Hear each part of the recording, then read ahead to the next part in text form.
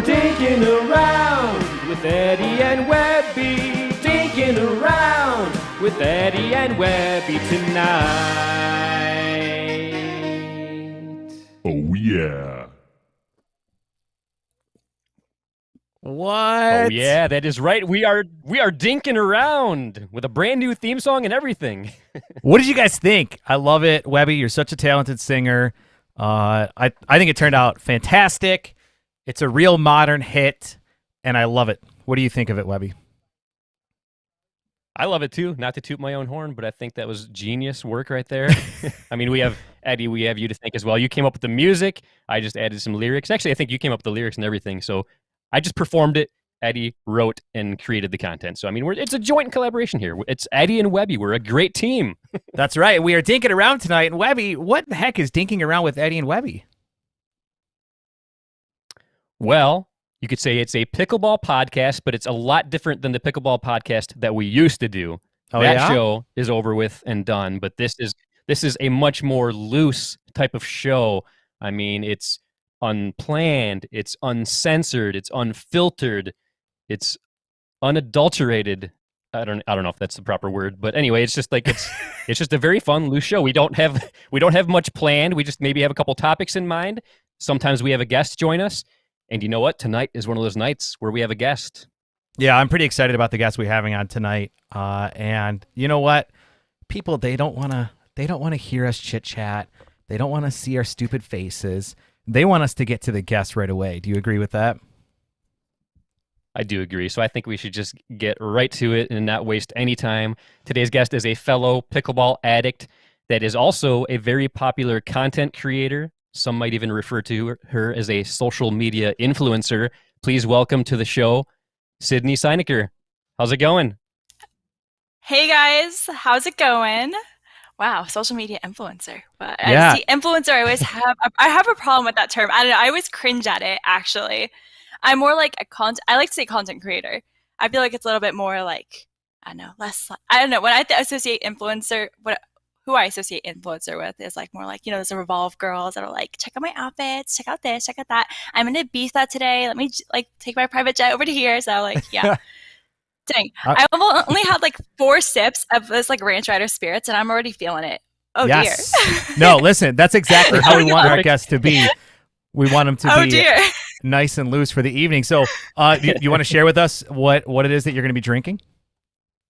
Yeah, so Ranch Rider Spirits Co. it's a tequila paloma, and it's with reposado tequila, sparkling water, sea salt, real grapefruit, lime, and orange, and it has 135 calories and 3.5 grams of sugar. Shameless plug. Hi, Ranch Rider Spirits. How you doing? Can I tell you real quick? The first time I heard that, I thought it actually had something to do with like ranch dressing. I'm not kidding you. It was like I saw it. I saw it come up, and I honestly I wasn't really like thinking. I was just hearing it in the background, and I was like, "Oh, are these like ranch dressing flavored drinks?" I'm like, "That's kind of weird." And then I'm like, "That's stupid. Nobody's gonna buy ranch." Well, actually, they do have a ranch cola, but I'm like, not that company, but I'm like, that would be stupid. So, yep, I thought it was like ranch dressing water, pretty much.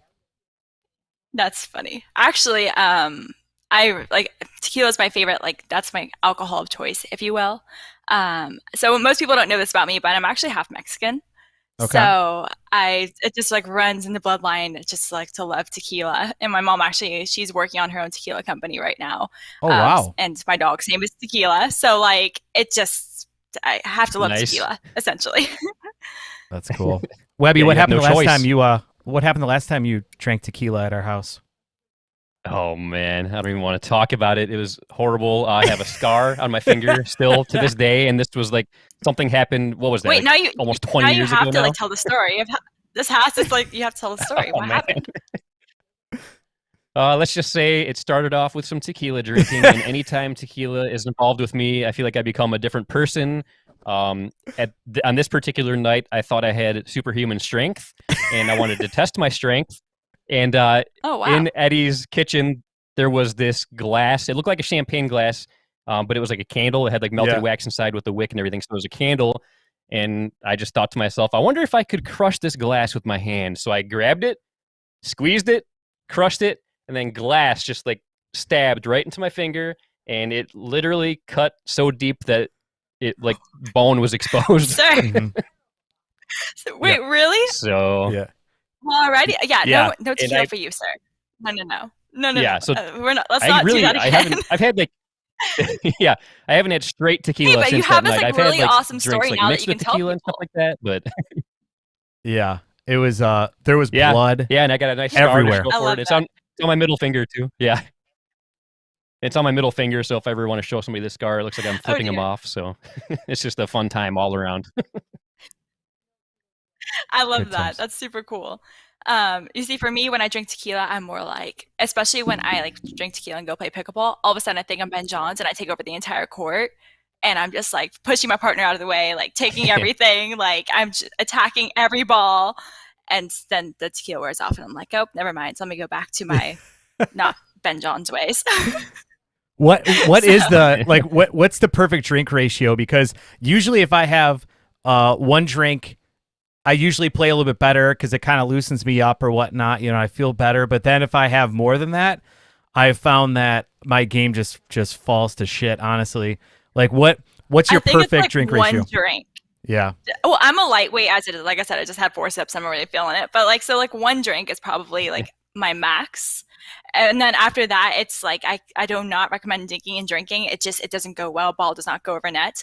Oh, one time I played drunk pickleball with Colin at the PPA Masters. I've never seen the boy more hammered than he was after this tournament. And I like dragged him out on the court to play pickleball with me. And I like picked out some like random 5-0s to go play with us. And I was laughing the entire time. He was like, are you going to do something? Like he was just, I don't know. If you want to beat Colin Johns, just get him very, very drunk. All right. Good to know. Next time he's across the net from me at a tournament, I'll make sure to just get him nice and wasted before. Oh, but he'd have to be playing 4-0. So Speaking of drinks, Eddie, what are you sipping on tonight? I am going to be having a New Belgium Juicifer IPA. As you guys know, we're big fans of New Belgium. They are just continuing to promote the heck out of pickleball. They're everywhere. They were in New York. They were at the U.S. Open. I was so grateful that in the Margaritaville Lounge, I wasn't stuck drinking Landshark and Chickalobes all night. I could actually have some decent beer and seltzer. And this is one of my favorites. If I'm going for an IPA, Juicifer is one of my favorites. I like it. What about you, Webby? Nice. Yeah, I'm actually drinking a New Belgium beer as well. This one, I'm a sucker for branding and good labeling, so I saw this one on the shelf and I had to buy it. It was 1985 IPA. It's one of the Voodoo Ranger IPAs that they have out there. They have many different styles now, but I couldn't resist. Hopefully the camera will focus in on this can because it's so cool looking. Oh, that is cool. But yeah, it just caught my attention. So it reminds me of my youth. Like that's how everybody dressed in all the TV shows were like back when I was growing up. So I was like, I'm going to try this. And it is very, very tasty. Cheers, everybody. Cheers. Cheers. Salute. Yes. I like it. So what are we going to talk about tonight? I mean, there's not really anything going on in pickleball or anything. Like, there's no exciting news. It's pretty boring right now. So I don't even know what we're going to talk about. Yeah, absolutely nothing. Absolutely nothing's going on. Or like, absolutely. Wait, that's sarcasm, right? Am I picking up on sarcasm, sir? Total sarcasm.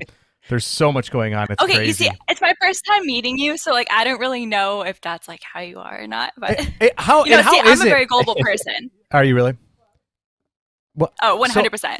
So how, like, how is it that we haven't even run into each other at a tournament? That's what I don't understand. Like, I don't know. It seems crazy that I don't know. I'm over here. I'm over there. I'm over here. I'm over here. I'm like literally like all over the place when there's like tournaments. Yeah.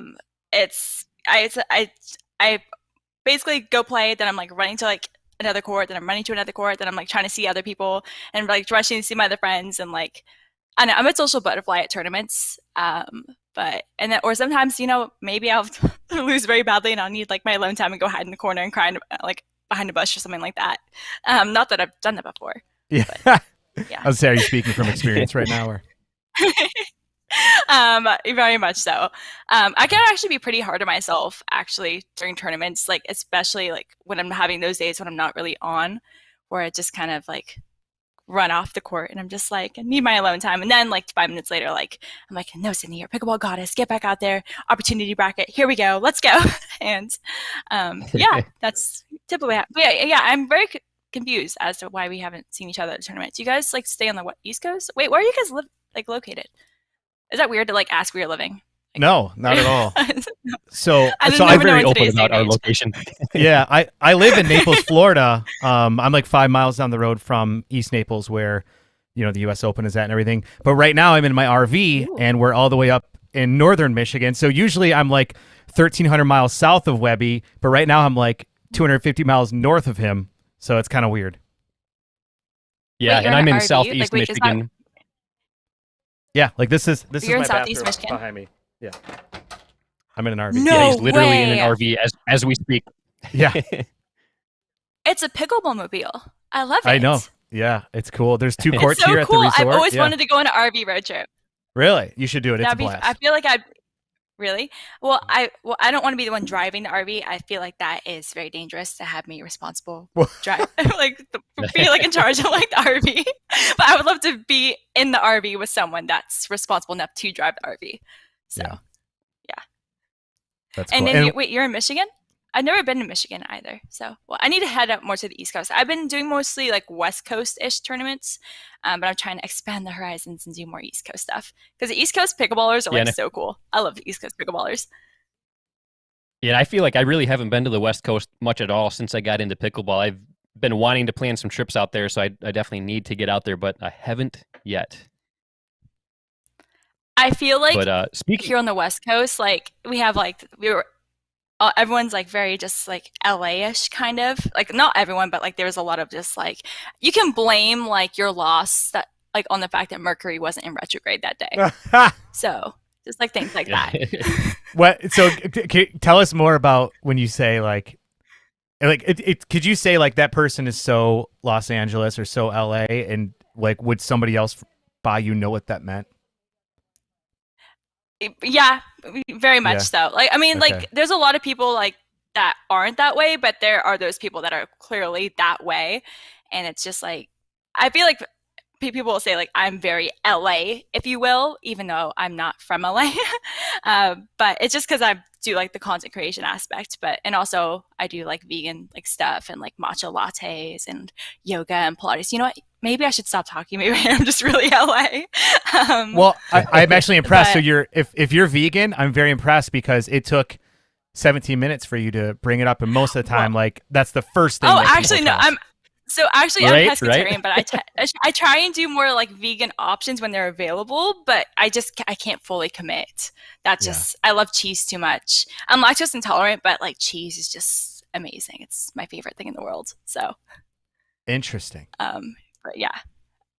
But I do have some friends that are vegan that play pickleball, and I'm like, where do you get your energy from? Like, because I feel like I need like all the carbs, like just you need to have like some protein when you're playing. And I just feel like you can't get that much protein from like plants. And I feel like I just upset like a lot of vegans by saying that. I'm sorry. I apologize to the vegan community. If you walk by a vegan and don't look at them right, they get offended. So it's totally fine. But no, I try. So Webby, have you ever tried being vegetarian or vegan at all? I never have. Like I've eaten like a few vegan and vegetarian meals every once in a while, but I definitely haven't tried to commit to that lifestyle.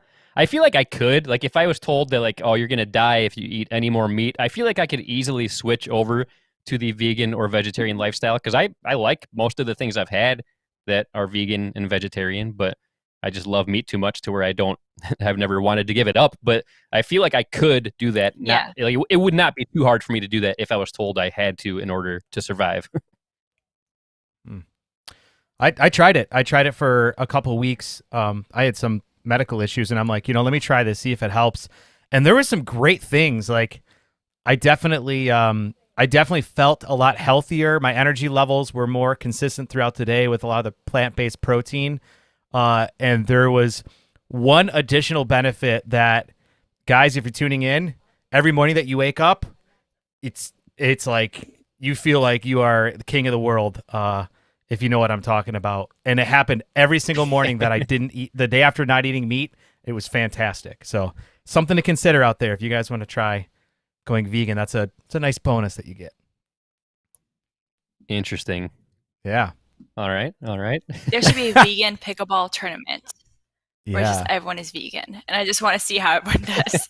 And there's no winners and there's no losers. Everybody just gets a trophy and gets to. I'm not going to pick on vegans anymore. We align our chakras before points. Namaste. No, I love vegans. I think I could do it. I really do. We should try There's that, Webby. this guy up in LA that's like, oh no, continue. Sorry, my bad. No, go ahead. Cut you off. Do it. I was saying there's this guy up in LA. He calls himself like the sexy vegan, and like the radio shows here and like local radio shows here like make fun of this guy all the time because he literally will just like body paint himself and like say like sexy vegan like and just walk up and down Rodeo Drive just like flaunting the fact that he's a sexy vegan and he thinks he's like a supermodel, and it's actually really quite funny. Yeah, if you look him up online, he actually got sexy vegan like tattooed on like his forehead or something. Seriously? Crazy. Yeah. Sexy vegan. He's been in jail a few times. So I mean, he's not like a role model by any means. Oh, that's great. But actually, I saw him once in LA, and I was like, "Oh my god, the sexy vegan's out here!" Like, and I was gonna ask him for a selfie, but then I got scared and ran away. So, I don't know. That's funny. How do you feel if people approach you for? Actually, I'm gonna ask Webby that question first, and then I'm gonna ask you. So, Webby, how do you feel when people approach you and want a selfie with you?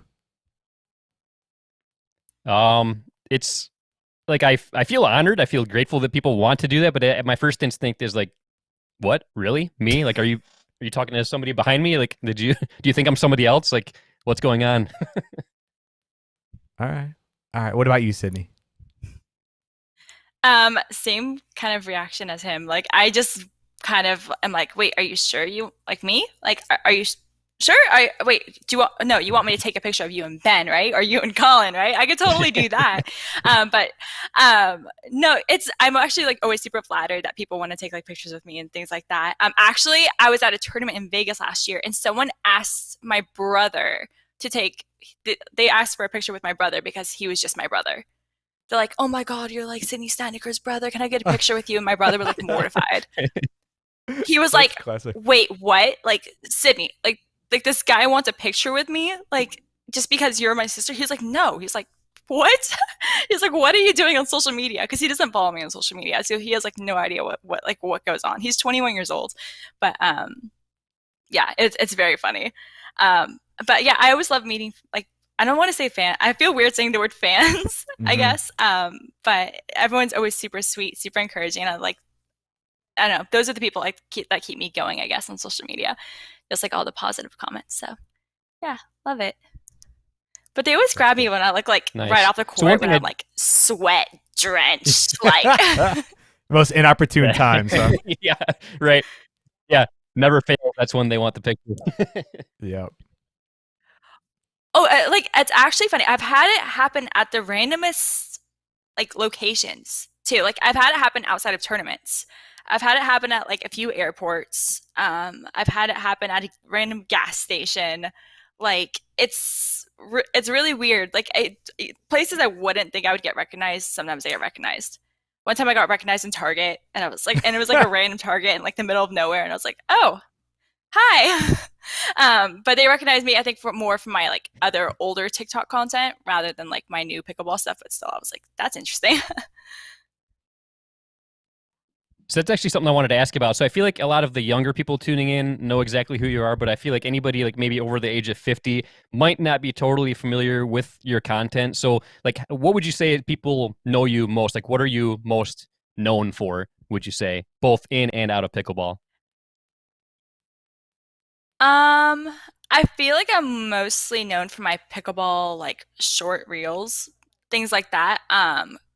So like as I like review my analytics, because apparently I'm supposed to do that as a quote content creator, I'm seeing that like even though it doesn't show that I have like so many, I guess like likes and stuff and comments, my stuff gets shared a lot. Like, it's just like people like watching my stuff in like groups, or like them sending it to like their moms and stuff like that. So like, or like people that don't have Instagram or have TikTok, they'll just send it text it to them. But yeah, it's mostly just like my reels, TikToks, things like that. That's what I'm mostly known for. And then everything else I do, like Instagram and like podcasts and everything, I feel like that's secondary. Gotcha. I know for me personally, once I started getting into TikTok, which I feel like I was kind of late to the game getting into the TikTok world and the TikTok scene. But right away, like when I started looking for pickleball related TikToks, your stuff started showing up. And I got to tell you, like, I'm a big fan of your TikToks, like very, very fun stuff out there. So if anybody out there is on TikTok, you got to look up Sydney Steinaker on TikTok. Very, very fun and good stuff. Yeah. And like the thing is, most people think I got big through my like pickleball TikToks, but actually I got big on TikTok like mid-pandemic, before I even started playing pickleball. Basically I created like this 2000s like era remake of a movie, and it just like blew up on TikTok. Like I remember like one time, it was like right after I started, I randomly just made like fun of like a 2000s era movie. And it was one of the first days I was playing pickleball, and I went to go play at the courts, and then I get like my phone starts blowing up with notifications, and then I'm like, oh, my video got like 10,000 views. Like, that's dang cool. Okay, cool. Like, awesome. Then I like go back like 2 minutes later. I'm at 50,000 views. Then it was like 100,000 views, wow. And then like 1 million views. And it was crazy. And then I got all these followers all of a sudden. And I remember I was like so overwhelmed. And then I created this series, and every video was getting like millions and hundreds of thousands of views. That's kind of how I blew up on TikTok. And that's, I think, what got me so well known. And then I shifted gears because I became like totally obsessed with pickleball, and that's like what inspired me. And that's like how I like shifted gears and got into like the whole pickleball like content, if you will. But it wasn't like, I never sought out to make pickleball content just for like the clout, or like, oh, I'm just trying to chase like a trend or something like that, or like get in before everyone else does. It was just like, I loved pickleball, and I really wanted to get more younger players into it. And I was like, because personally I was always turned off by pickleball because I always thought it was for like older demographics, if you will.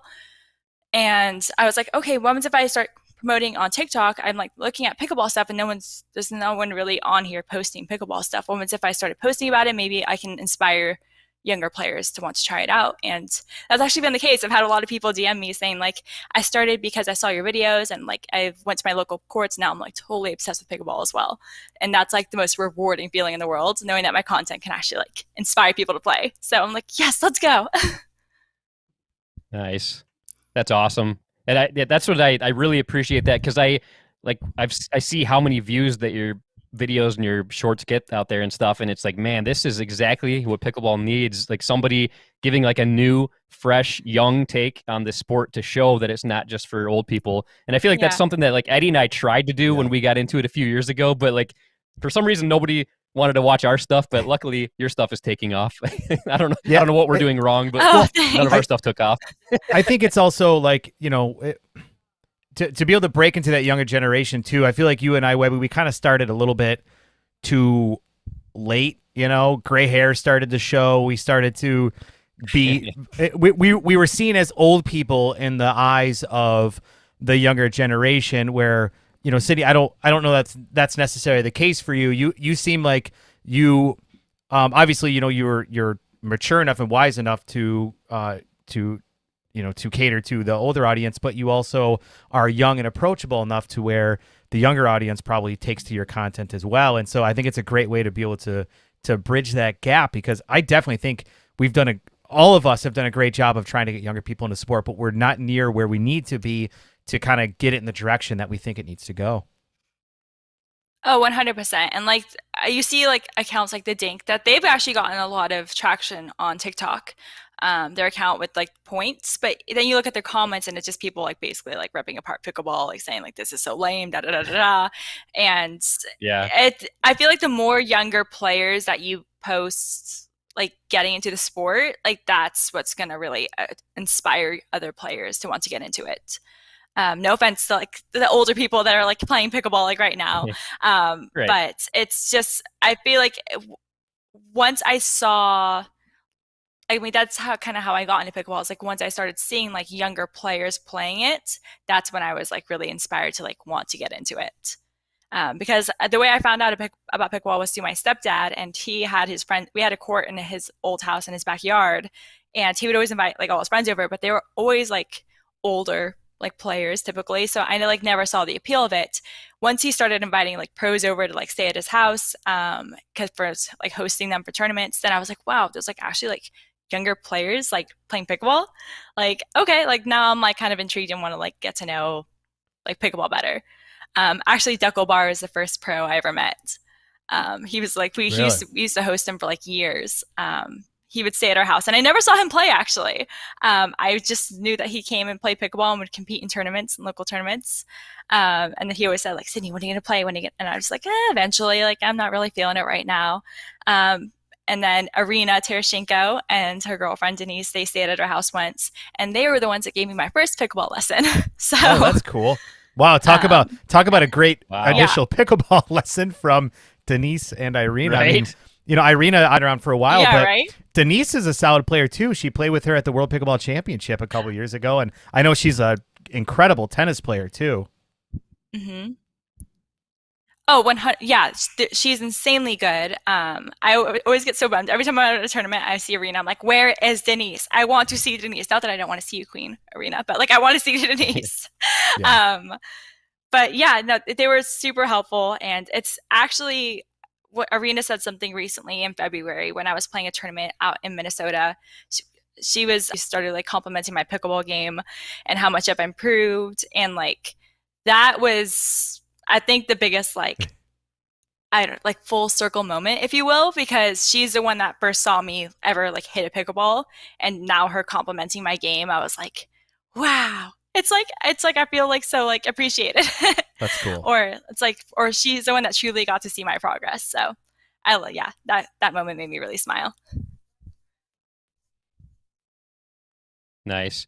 And one thing you were saying earlier is like you didn't get into like doing pickleball content just for like the clout and just to try to break into the pickleball world. And I think that's evident when you watch your stuff. Like you can tell that you are very passionate about it. And I feel like that's how, like with Eddie and I, like we started this YouTube channel and the podcast just as a way to hang out. And we just so happened to get hooked on pickleball right around the same time. Mm-hmm. So then we started featuring pickleball in our content. And then we started featuring more pickleball in our content. And then basically all of our content turned into pickleball content. So I feel like people can tell if somebody is like organically and genuinely in love with pickleball. And I think that's definitely evident with your content too, because your stuff is like super fun, super creative, but you can tell you're actually a pickleball addict too. Because like the stuff you do, like you wouldn't be able to do the stuff that you do without knowing what it's like to be addicted to pickleball. That's for sure. Oh, 100%. Well, yeah. And I try and be like very relatable with my content, because I feel like also on social media, especially in the pickleball sphere, people love posting like their best moments on social media. And like, I am this amazing, phenomenal player. Like, and this is my best point ever. And Webby with his double ATP. Oh, that's cool. You did a double ATP? Well, no. It was 2 ATPs in one game. Anyway, sorry, I didn't mean to derail you. Yeah, but, 2 ATPs. Yeah, let's talk about this more. Like, I had 2 ATPs in the same game against Eddie. It was against Eddie. Oh, and I gave him to twice. Him. He set me up twice.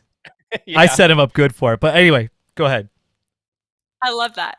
No, that's so good. But yeah, no, I like to post myself basically like even not always the good, but also like the bad moments and things like that, and making fun of myself like for doing stupid things on the court, because let's face it, we all do stupid things on the court. Like no one's perfect.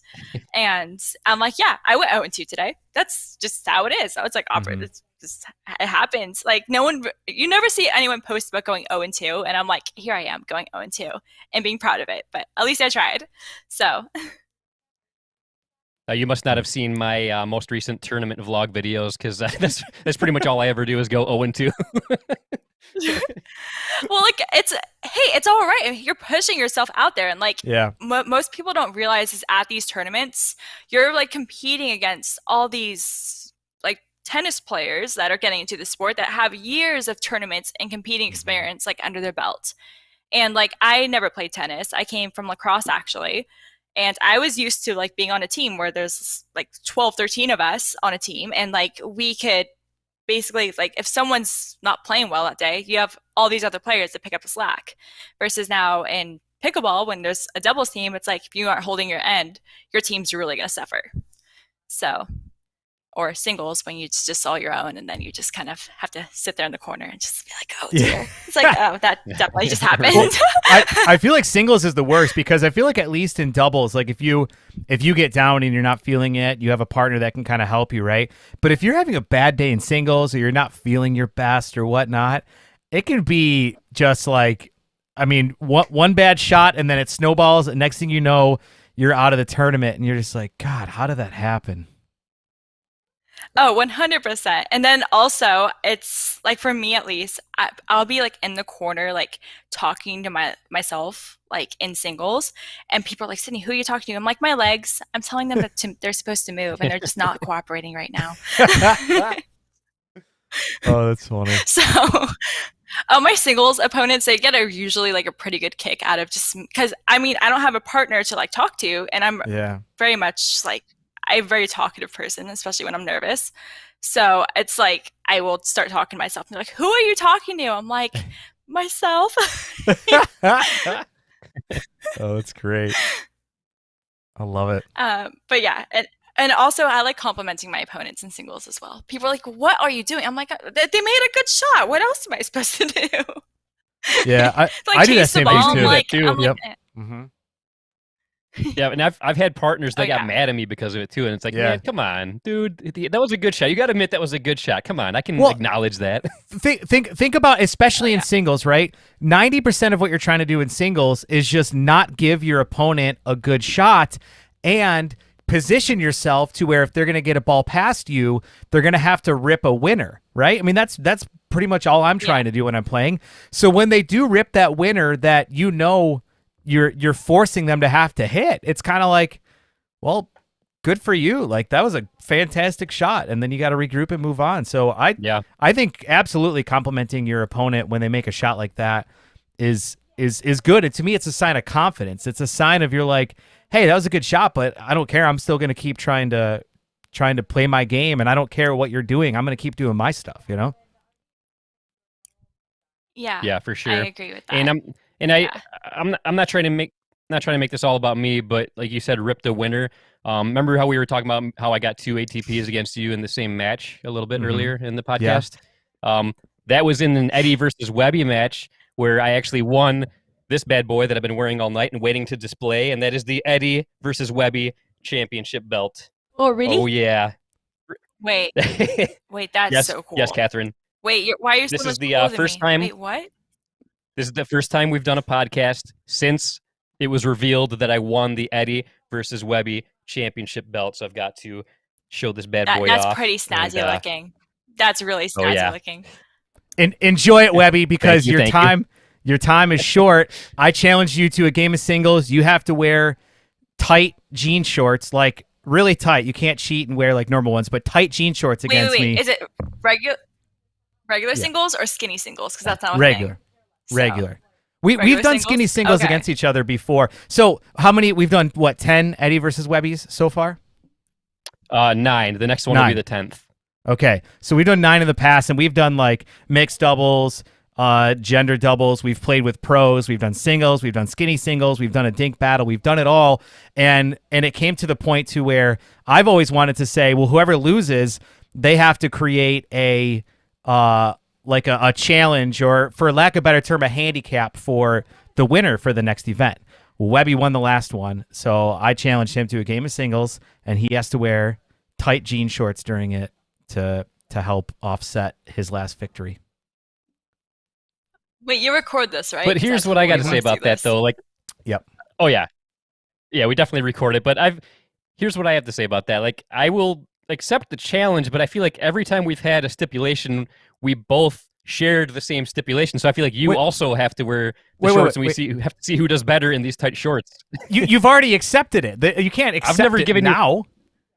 You accepted it back in September. I didn't officially accept it. Yeah, you did. We have it on video. I said we'll see what happens. I don't know. I think I said we'll see what happens. But here's the thing: I've never given you a handicap. I mean, how weak are you? You gonna give me a handicap? Yeah, do it. Feel free to do it. Yes. So we might actually be doing this soon because we're going to be together in Michigan soon.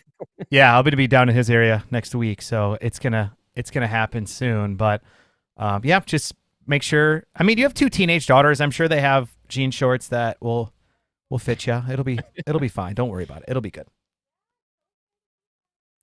It's gonna be a fashion statement. It's fine. I'll bring a pair for you to wear too.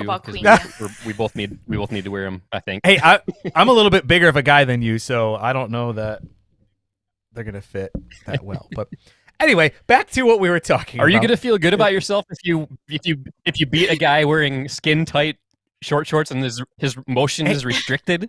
You've won 2 out of the last 3. I did win the first 6, but you've won 2 out of the last 3. So I feel like yeah, I got something to prove here now, and I think it'll make it more fun, and it will also level the playing field, so I don't dominate like I did the first 6 in a row. You know.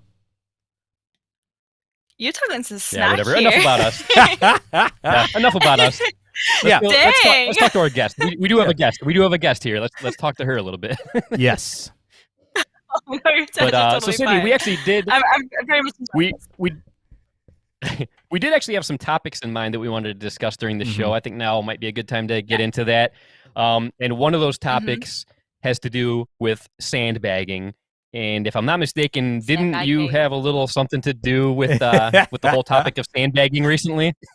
Oh yes, I did, and I 100%. I've made a podcast episode about it. I take 100% responsibility for what I did. For those of you listeners that don't know, I played a national qualifier tournament or nationals qualifier tournament, the APP Mesa, and Sydney played 3-0 women's doubles and 3-5 mixed doubles, and I ended up winning 3-0 gold. And it's got posted online in a very big pickleball forum, if you will, and it got blown up a little, a lot. And by a lot, I mean literally hundreds of comments and hundreds of likes, and it just kind of blew up. And there was sub threads going off this big thread, and there was my face plastered there, and so it was referred to as Sandbagging. And the reason why it blew up so much is because this guy posted that I have been playing 4-5, 5-0 level tournaments, and now I was playing 3-0, and that's a huge level discrepancy, and it just makes it look bad that I took a gold medal away from a 3-0 team. And there's so much if you haven't listened to my podcast, go listen to the whole story time behind it, because then maybe it'll make more sense as to why I did it and the actual day and how it played out. But yeah, it was a pretty big scandal to say the least. And I learned my lesson: no more sandbagging, never doing that again. But and what most people don't realize is I went into that tournament and I asked so many of my friends before. I was like, hey guys, does this look bad, me playing this level? Honestly, I mean, it's not I'm winning 4-5, 5-0. It's just I'm playing these levels. And they're like, well, what's your rating? I'm 3.4. And they're like, then go for it. Absolutely. So the reason why, and some people were saying this would be a great opportunity for USA Pickleball to fix their rating system, because you have this massive platform, maybe that they'll notice. And I'm like, okay, yeah, it's worst case scenario, this will hopefully make a change, I guess. And so the reason my rating is 3.4 is because I basically only play PPA tournaments, because my boyfriend Colin, he signed with the PPA.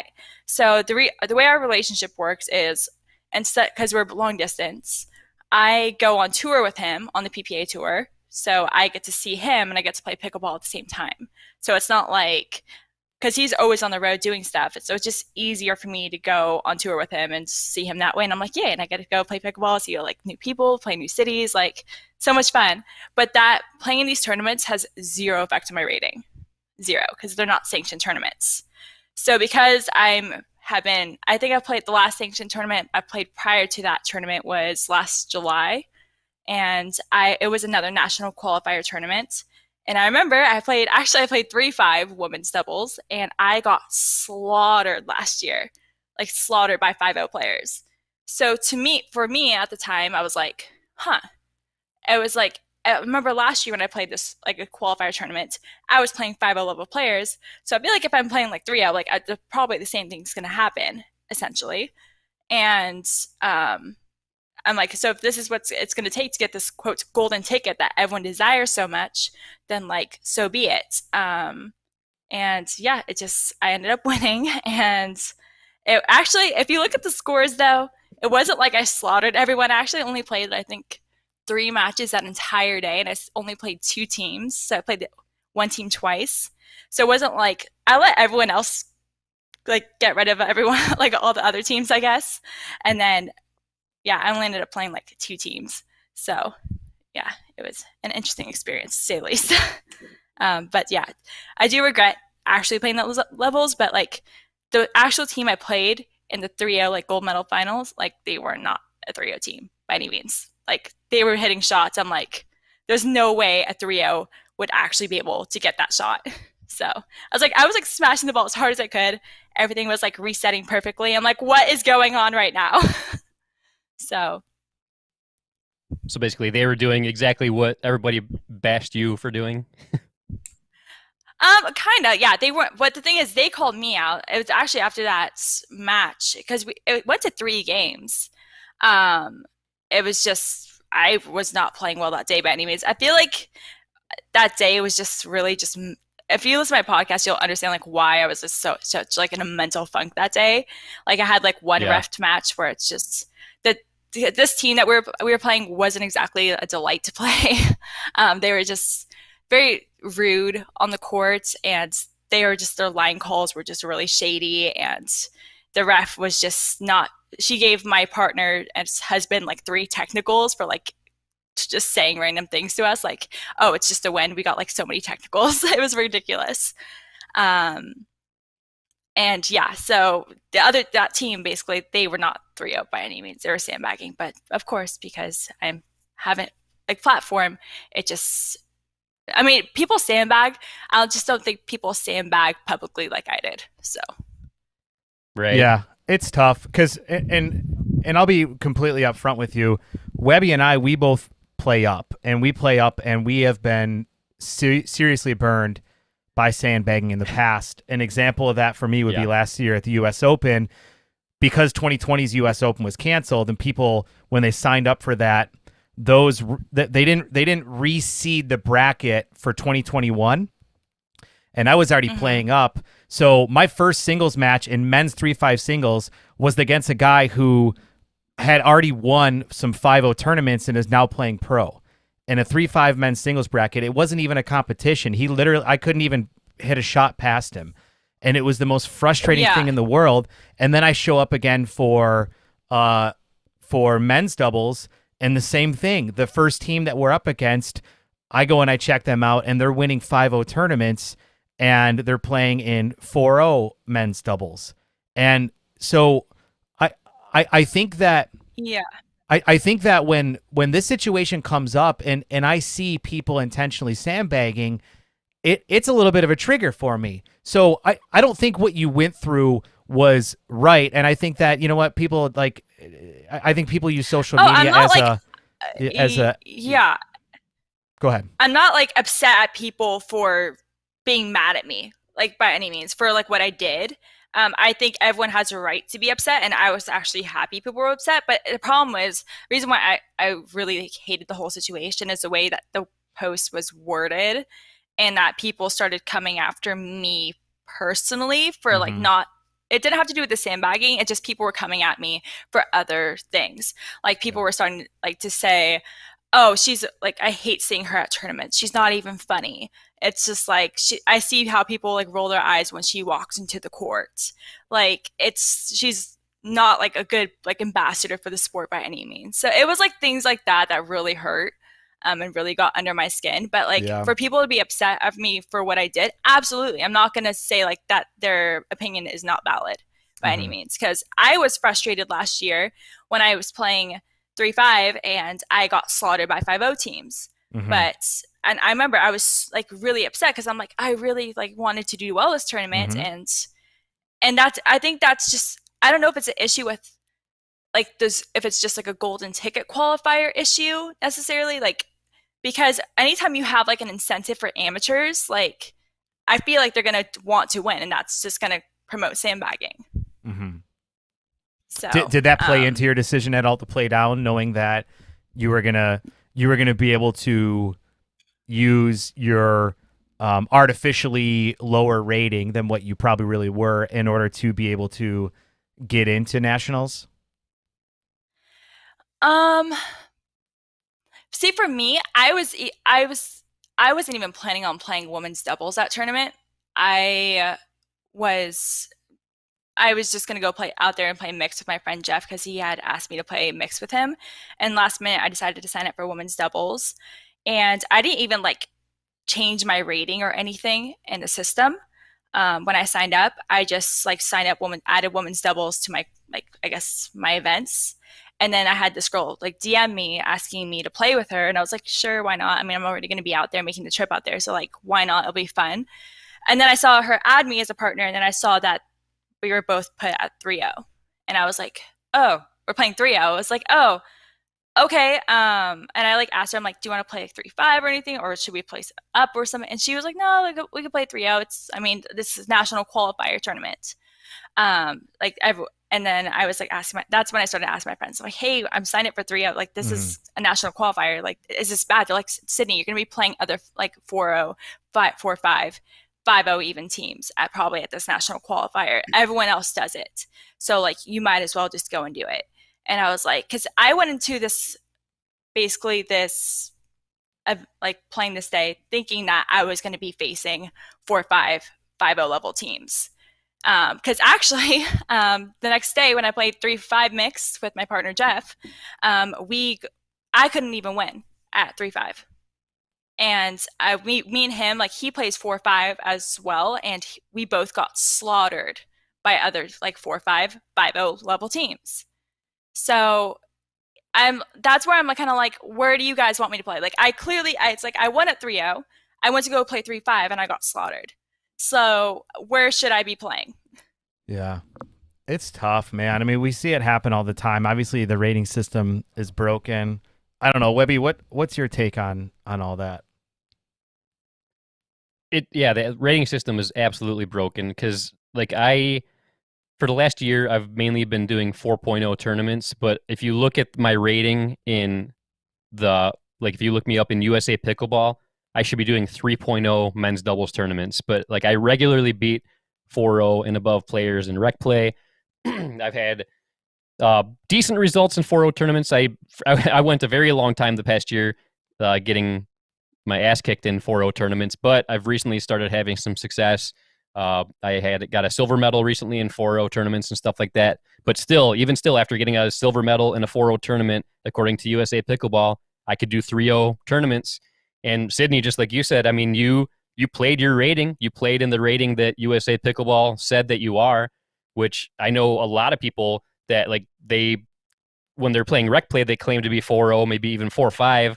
But when it comes to tournaments, whatever USA Pickleball says their rating is, they play that rating just because that's what it says, and then they want to try and get a medal in that division. So, I mean, while Eddie and I are definitely very anti-sandbagging, and like at first, like when I first heard about what you did, it seemed bad at first, but like there are two things that I thought was way worse than what you did. One of those things is the way that people treated you on social media, and the other thing is something that I learned about when listening to your podcast is, like, correct me if I'm wrong, but didn't USA Pickleball ask you to return your medal after that event?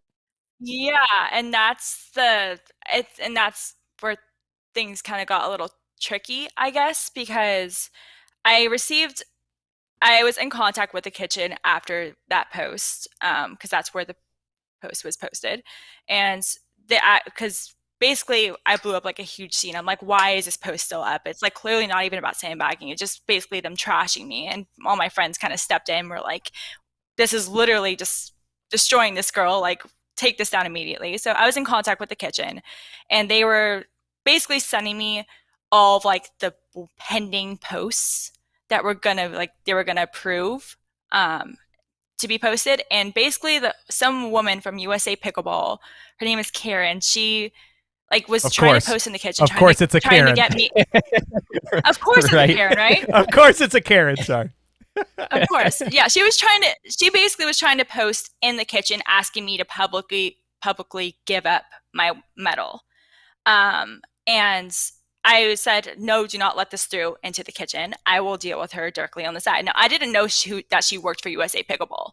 So I was just so like anxious during this time. I just like took her name. I went into her DMs and I started talking to her. I'm like, hey, listen, like, obviously I'm not proud of what happened and I feel bad for what happened, but I will give up my medal, but like, I will not let my partner give up her medal.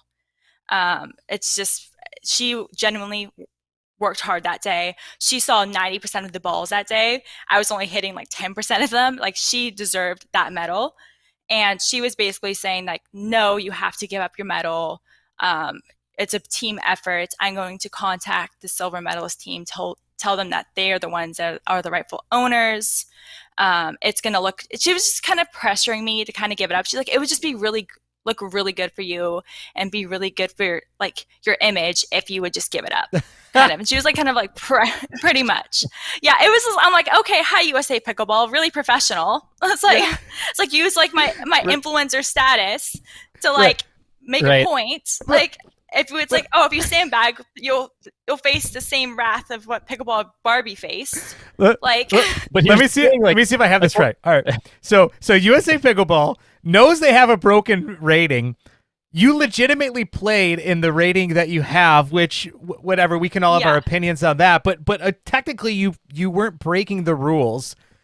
You earned the medal, and somebody from that organization that's already been scrutinized and we've found so many problems with is telling you that it would be good for you to give your medal back. Seriously, that's what somebody from that organization said to you. I have the screenshots. That's insane. Yes. That is so. Listen, all that is just more reason why USA Pickleball is quickly becoming an obsolete and an organization that is quickly going to go with the way of so many other dinosaurs if they don't modernize themselves, if they don't step it up and start to look at pickleball from a little bit different lens than what they have. Oh yeah, and here's the thing, like, and at first I was kind of like being compliant. I was just like, I wanted this scandal to be over with because I was just so sick of the comments. It's like, fine, whatever, take my medal. I don't care, but you're not taking away my partner's medal. And then that's when she said again, no, your partner has to give up her medal. So my partner, I told her, I'm like, just a heads up, this is kind of going on behind the scenes. Like, I'm so sorry you got dragged into this. I never expected this to blow up like it did. Because she didn't even know who I was, this girl, my partner. She didn't know that I had like this social media presence. She didn't know that I was dating a pro. Like, she just saw my name and she's like, oh, like, my husband said he played against you once and he thought you were really good and that we'd be a good fit together. So like, that's why she like reached out to me. So I told her, her husband like went off the walls. Apparently he started contacting USA Pickleball, basically saying, no way, like, they did nothing wrong. This is all like your guys' fault. So I went back a few days after the fact. I went back to USA Pickleball or this girl, Karen, and I said, okay, Karen, listen, Karen. Listen, Karen. If you're going to take here's my demand. I'm going to be giving my demands if you want to take away my medal. I said, first demand, you are not taking away my partner's medal. I will happily give up mine, but you are not taking away my partner's right to go into nationals. Absolutely not. I will not stand for that. Second thing is, I want you to review every single gold medalist from that tournament and go through their tournament history and let me know if everyone was playing their appropriate levels based on like the recent tournament history. She left me on red. Well, and that's the thing too, is that it's like, is it just because of that post that this happened? I mean, what if USA Pickleball wants to be post. Right. If USA Pickleball, first of all, if USA Pickleball is a governing body, then they shouldn't even be involved in that because you were literally following the rules that they created, right? There is nothing that you did outside of that. And so if they're a governing body that creates rules and regulations to help to drive the sport forward, you did nothing to break any of those rules. You followed exactly with what your rating was.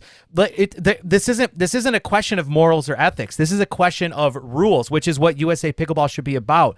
And then asking you to give that up, even though you followed every rule that they set out there and allowed you to play in the bracket because that's what your rating was. That, I mean, talk about just hypocrisy and talking themselves in circles, making themselves try to be this establishment that is so great for the sport and creating standardizations and all this stuff. Meanwhile, trying to tell you that, oh, you followed the rules, but we want to take your medal because it got attention. Like that's the most ridiculous thing I've ever heard. Because I saw like the other like ratings that where people were playing at or different levels my friends were playing at, and I'm like, they're all sandbagging, but like they don't have a social media presence, so like they are just they're getting away with it. And it's funny because if you look at like most of these like people that are posting with their gold medals like on national qualifier days tournaments, mostly like I want to say like 75% of people, they don't actually put the level that they're playing at. Right. It's like, because like at PPAs, people are like, I won a gold medal at 5-0, I won a gold medal at 4-5. But at like a national qualifier tournament, dead silence every time. There's like, oh, I won a gold medal, and then they don't put their level. So like that's why like I made my Instagram post that day, because honestly at the end of the day I had the medal in my hand, because like I said, like during that gold medal match, like the other team was just like heckling me. There was hecklers on the sidelines like coming at me like during that gold medal match. I'm like, we're in game 3. Why are you guys heckling me? Like it's like we're actually down right now. Why are you heckling me? And I just wanted to just express my frustrations through social media. So that's when I created my Instagram post. I called out USA Pickleball in my caption, and then USA Pickleball just simply like comments, congrats. And then like I had like some friends were like super supportive, and then that's when someone took a screenshot and then posted in the forum. The problem was also there was this girl at that tournament that really, she had a vendetta against me. I don't know what her issue was, but she was going around to everyone during that tournament saying that she saw me playing 5-0 in Austin the week before, and that's what kind of like also like stirred the pot as well. It's just like, because I swear, like at the end of that day, everyone knew that I had played 5-0 like the week before. And I'm like, I didn't even win at 5-0. I don't think I won a single match that day at 5-0. But like the fact that I was even playing 5-0 was just enough, I guess, to like set people off. So, yeah. Yeah, that's another crazy thing is like just because somebody plays at a level, it doesn't mean that they are that level. Because I mean, Eddie and I are evidence of that. We started doing 4-0 like way before we should have. I feel like now, like we're legitimate 4-0 players, but like when we first started doing it, a lot of people said we had no business being in the 4-0 division. Like people said like, you're playing way too high than you should be. I mean, I don't think I had business playing 5-0 still. Like I won 2 matches with Shay Underwood like last weekend in Atlanta at 5-0, but like I still don't consider myself a 5-0 player by any means. I played decent, but like I don't consider myself a 5-0 by any means. It's like, yeah, it's because you can win a match at that level. I still don't, because also like even when I'm playing these PPAs, I won matches. My DUPR didn't even change, like at all. Like my DUPR went up like 0.02, I think. What is your DUPR rating, if you don't mind me asking? It's like, and that's the thing. It's like my DUPR is like 0.36. My DUPR went down after that Arizona tournament. I won at 3-0. But my DUPR like tanked because I played 3-0. It's like loading right now. I was gonna say, what do we got? 4.36. Oh, yeah, we're comparing DUPRs. Okay, let me pull. We're DUPRing it up. Yeah. You have a higher DUPR than me. No way. Look at that. Yeah, I have a. Yeah, but your singles DUPR is higher than mine. No, so maybe we need to do a singles match next time if we ever meet each other. Here's mine. 3.889. I'm the 3.47. You have 13 matches. See, I have 118 matches. Wow. Yeah, I'm very new to DUPR. I'm very new to it. I've actually started doing a video series about it. People think that I'm like sponsored or getting paid by DUPR, but I'm just learning how to use DUPR, and I figured it'd be fun to do a video series of me documenting my experience using it. And so far, I'm loving it. Like, I think it's awesome. I think it's great the way it's working. Yeah, I think so too. I'm just confused as to like why, like, I don't know why my DUPR like didn't go up. It's like how many matches do I need to like win, or like what level, or to like boost it, I guess. Well, there's a good video out there that Webby. Yeah, go ahead, Webby. Yeah, I actually just recently I posted a video last week. I met via Zoom with a data scientist from DUPR, and he told me like how the algorithm actually works, and it's quite interesting. And what I really love about it, like, it doesn't really look at your win-loss ratio. It's more of how many points did you score in a match, and how many points were you expected to score in that match against the person. So like, it has this really interesting algorithm where it'll compare you to your opponent, and it'll like show you results, and then like there's a certain line that it's all shown in the video. It's probably way more interesting than what I'm doing with my hands right now, and anybody listening on the audio format. But we did a video where it actually shows you the algorithm and what it looks at, and like it predicts like how, or like it tells you like, if you're playing against this person, you should score at least 38% of the points. If you get more than 38% of the points from the entire match that you do, your rating is going to go up. If you get less than 38% of the points of the entire match, then your rating is going to go down. And it's very interesting, and I really like that approach, because I've had people complain to me. They're like, "Oh, that's BS. That like you can win a match and your rating could still go down." Well, yeah, if you're a 5-0 player and you play against a 3-0 player, and that 3-0 player like scores 4 or 5 points against you, like, that shouldn't have happened. Like, you should have annihilated that 3-0 player. So if that 3-0 player gets more than like 3 or 4 points, his rating's going to take a hike. They're going to take down. Yeah. That's a very good point. They probably will be. Well, yeah, here's the other thing, too. You bring up a good point, Cindy. One of the reasons that I don't like to play 3-0 and 3-5 tournaments anymore is because of the fact that sometimes they just make stupid shots that you're not expecting, and they work. And then you're like, oh, my God, why would you hit that shot? It was the stupidest shot ever. Yeah. But then it's like, I wasn't prepared for that. I was prepared for 90% of all the good shots that a 4-0 player would do. So I don't like when I play down in tournaments, because I feel like I get so frustrated by the crap that gets thrown at you. Yeah. Oh, playing down, people are like, you're supposed to annihilate when you play down. I struggle. I talked about this on my podcast. I struggle very much with the pace of the game at like 3-0, 3-5, even like 4-0. I have really struggled with the pace of the game. It's just because now that I'm playing with like these higher level players now, like, and that's who I train with, I'm so used to the ball coming at me with certain pace and certain like power. And all of a sudden now, when they're hitting you these wonky shots that they're hitting off their paddle so much, and it's somehow landing in, and you're just like, how? It throws off your game a lot. But again, I guess I say like, there's certain like shots you can hit, like certain strategies it's like certain shots you can probably do. Like if you're rolling to your opponent's feet at 3-0, chances are they're probably not going to be able to get it back if they're like a true 3-0. And that's also like in that tournament, I was like doing that so many times with my opponents, and I'm like, they're getting everything back. A 3-0 can't get this back. But yeah, it's very, because I mean, my brother, he's a genuine 3-0, and he only uses one side of the paddle, but he will get points from me in singles just because he like lobs everything, and I'm just like, dude, you've got to be kidding me.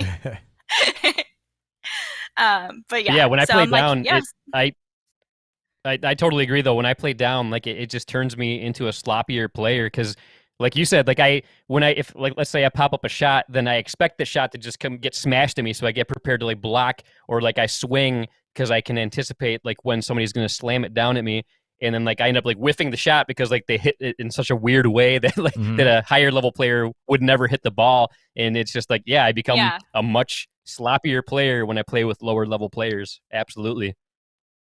And also, I think you kind of go into the match or the game with the mentality of like, oh, I'm supposed to win this game. I don't need to try as hard. kind of thing. And so you're like, or it's like, I don't need to worry about them doing this kind of thing. And and when you like let down your guard a bit, that's when the enforced errors start happening. Or I don't want to hurt their feelings, or hey, this is their first tournament and I kind of feel bad for them, which is the worst. Yeah. Like that's the one thing. I was in a skinny singles tournament at East Naples a couple years ago during COVID. It was one day of skinny singles, one day of singles. And I played against a guy that I could tell was much lower skilled. And I remember playing against him, and there were shots where I was just ready to demolish him.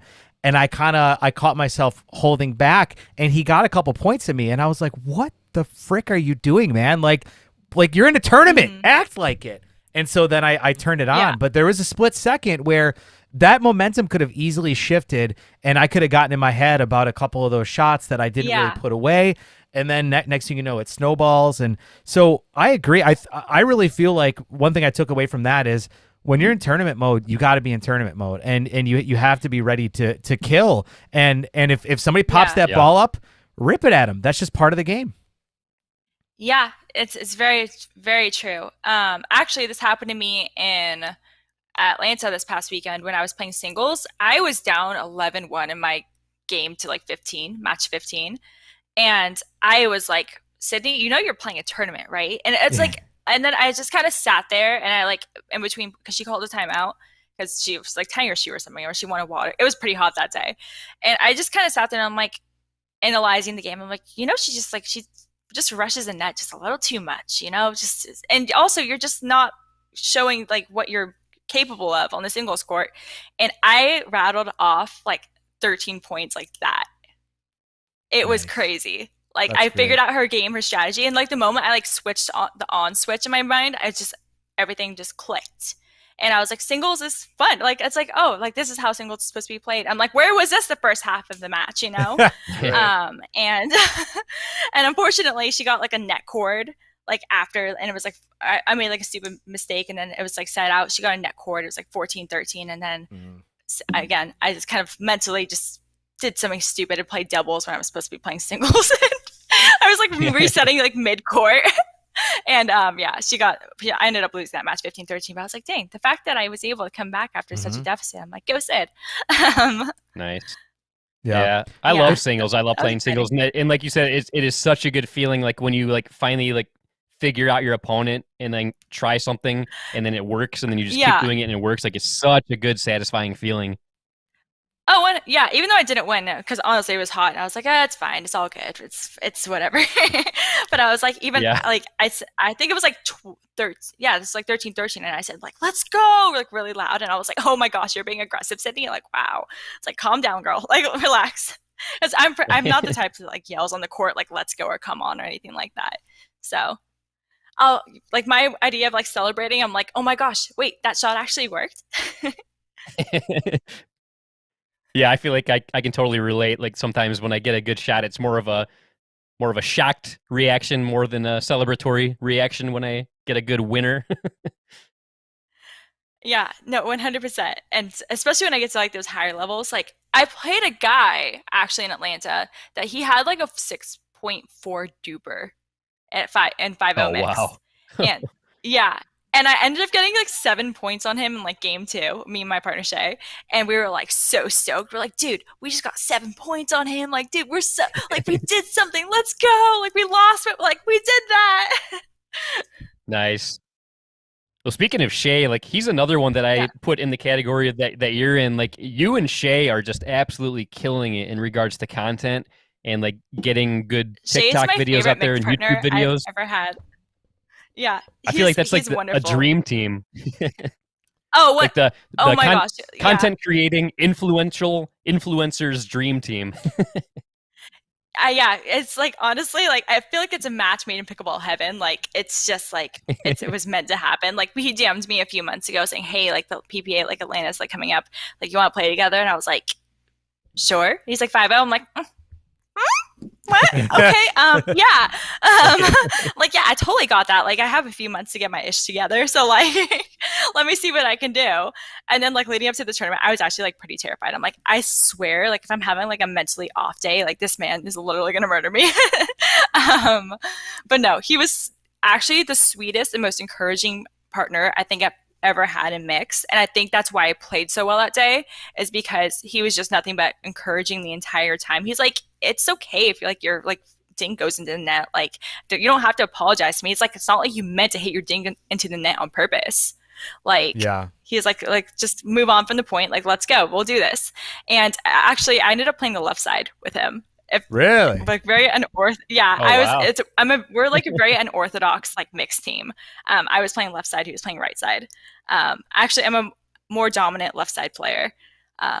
So it's kind of weird actually for mixed. So but it worked. So tell me about like, all right, and actually, Webby, I'll ask you this question too after.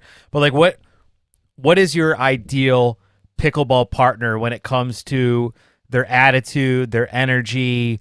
Like all of that. Like if you could describe your ideal partner for you to get the best out of you, what would it look like?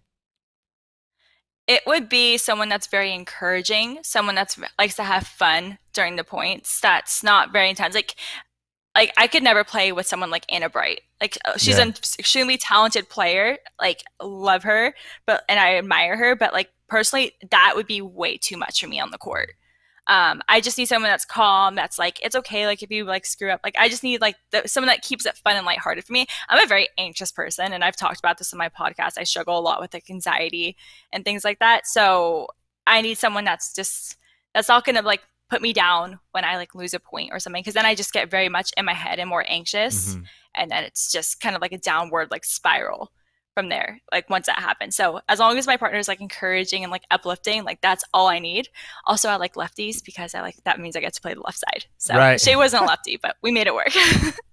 So is that the same for a mixed partner as well as a women's partner? Yes, I like So any like women's doubles partners, I always like struggle to come by like a solid women's doubles partner. It's just because most women are taken. There's already very few women in the sport as it is. So most of the time, I don't usually know my women's partners. Like, actually, I think I've known maybe like 2 or 3 of them, but for the most part, like, I don't know them. So like, I'm playing a tournament next week and I don't know my partner. So it's kind of like, you never know what you're going to get. And I'm just thankful I get to play like women's doubles, like in the first place. So I'm like, I'll try and make the best out of it. But yeah, ideally I would like just zen, cool. Same. For both mixed and women's dubs. So cool. Webby, what about you? Yeah, I would say I agree 100%. Like if I would rather go 0-2 out with a fun, encouraging partner than win gold with a very intense and just super serious partner. Because I've experienced both. Like Eddie and I typically go 0-2 out when we play together, but it's the most fun I ever have during a tournament, and I love it. But I've won medals with people that were like so intense and serious the whole time that like I didn't even enjoy the tournament experience. So it's like you can say pretty much the same thing, but it's the way that you say it that in the way that it comes across. Because like, let's say I should have attacked the ball, but I didn't, and then I hit the ball into the net or something. They could be like, "Oh, you got to attack those! You're stupid, you idiot!" Or they could be like, "Hey man, just next time try to attack those. No big deal. You got this." You could say the same thing, but just do it in an encouraging way. Don't blame your partner for screwing things up. That's the worst thing you could do. Yeah. Yeah, I 100% agree. Like, and I think it's the way it comes off the tongue for sure. But also just like even like physical touch, like I'm very much like into the sense and stuff like that. Like just hugging your partner in between point or like during a timeout or something, and just being like, that was an amazing shot, and just like lots of encouragement. Like that is what keeps like your partner going as well. It's like, oh my gosh, like that was such a good shot. Like keep doing that. Like let's go. Like keeping up the energy. Like that's how you kind of bring the best out of your partner. And also, I think I want to add to like having a partner with solid defense, because if you can have someone with really good defense in the pickleball world, like you can go very far in tournaments. Because that allows your partner to just be free to go and attack balls and go and maybe go for their high risk shot, knowing that if you screw up or that your partner can go and save the shot or like resurrect it essentially. So. Absolutely. And I've experienced that too. Like I've had partners that were awesome, like where I could pop the ball up and like it's obviously a shitty shot, but they'll be like they're ready to defend and try to do what they can to defend it. But then I've had partners where like I pop the ball up and then my partner literally huffs and gives us up. They like kind of turn away. They're like, oh, this is gonna smash me. I'm not even gonna try to go for this shit. But like I mean, it's just I hate that. I can't stand that when people just give up. Like, come on, just you can. I've made some amazing you gotta saves dig the ball. where like my partner. I've been on many teams where my partner popped the ball up, and like I kind of view that as a challenge. I'm like, okay, can I defend the shot? If I can defend the shot, this is going to be amazing. And there's been many times where I did defend the shot, and the other team didn't expect it, and then we got the point. I mean, it's like, come on, don't ever give up on a shot.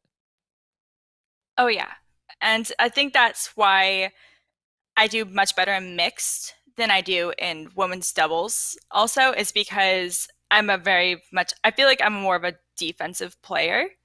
I mean, Colin's like my coach essentially. So like he taught me a bunch of his like defense tricks. So, and I mean, anyone can attack a ball, like anyone. And in mix, like I'm seeing a lot of the ball. So like I can like reset. I'm really good at resets, things like that. That's like, I think my one trick, if you will, that I have in the sport. But yeah, it's cool, like being able to have like that defense, be like, and Shay, that's one thing Shay complimented me at the end of the day. He was like, it felt like so nice knowing that if my thirds didn't go over, like you were there to like save me. And I was like, yeah, I got you, bro. It's like plop it up, please. Like, maybe it's because also I'm usually the one plopping up, so I need to fix my mistakes. Yeah, so. And actually, I was dealing with my friend Dana earlier this morning, and she was like, "Why do you keep on like backing up off the line?" I'm like, "I'm just like gonna expect me to plop up this ball right now, and I'm just ready for like the dig the ball to come to my feet." So, but yeah, nice. Another thing that I learned that works out good for me is get a nice young partner and have them play on the left side and stack and let them do most of the work. And it's are you talking about Tanner? Yeah. Tanner carried me to a silver medal winner, or a silver medal victory in a 4-0 tournament, my first ever 4-0 success. That video actually has not been released yet, but that will be released pretty soon. So if you're tuning in now, just pretend I didn't say that and act surprised when I post that video. That's funny. But man, this has been a very fun night. I can't believe it's already been it has been. It's an hour and 21 minutes. Can you believe that? Hour and 21 minutes. Okay. Man, this time has just flown by. I don't want to take up too much more of your time, Sydney, but this has been a very fun night. Thank you very much for joining us. This has been a blast. Oh yeah, it's been like so much fun. You guys are so much fun to hang out with. Like, oh my gosh. Like, love that. That's cool. It's like I always get like so nervous like going on other people's podcasts because I'm like, oh dear, like what happens if like I'm just like sitting there like socially awkward, because I do have my socially awkward moments like right now. That's pretty awkward. So hi everyone. Is this your awkward? Is this the peak awkwardness we're experiencing right now? A little bit, yeah. Really? Actually, I've had a lot of people like tell me that they're like, wow, you're like actually like really dorky and kind of awkward like in real life. Listen, and I'm like, I guess, yeah, thank you.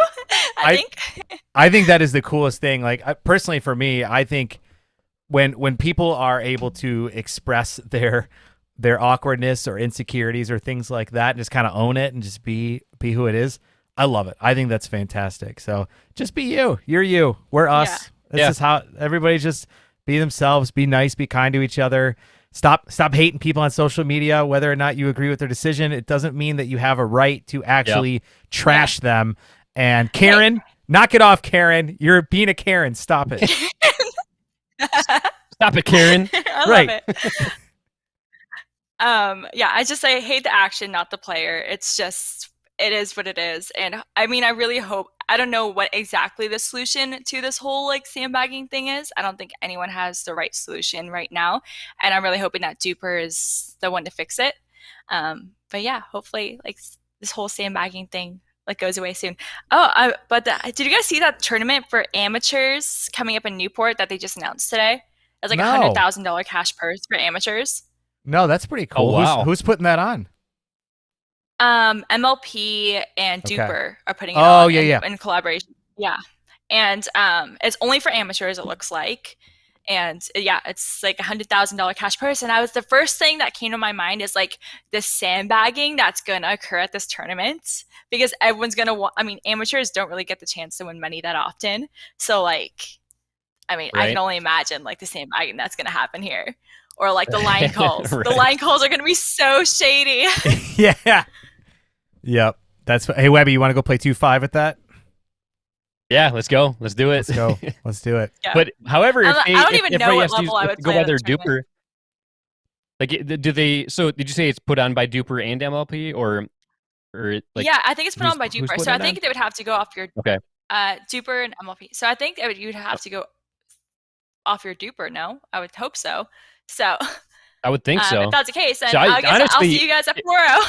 Yeah, right. Yeah, I guess. Yeah, I do feel like if you have to go by your DUPR rating, I think those are going to be pretty fair, even matches. Because my experiences so far, I know I haven't done a ton of the DUPR matches yet, but so far every DUPR match I did where I tried to like go against somebody like within like 0.5 of my rating, they've been very, very close. So I mean, I think obviously they're probably not perfect yet, but I feel like DUPR is definitely the best thing out there so far in regards to player ratings. I've been very impressed with what I've seen so far. So I already have a partner, guys, Odessa Hopkins, which, by the way, Odessa, I would play in a tournament with you anytime. You are just an absolute pleasure to play with, and just an awesome person.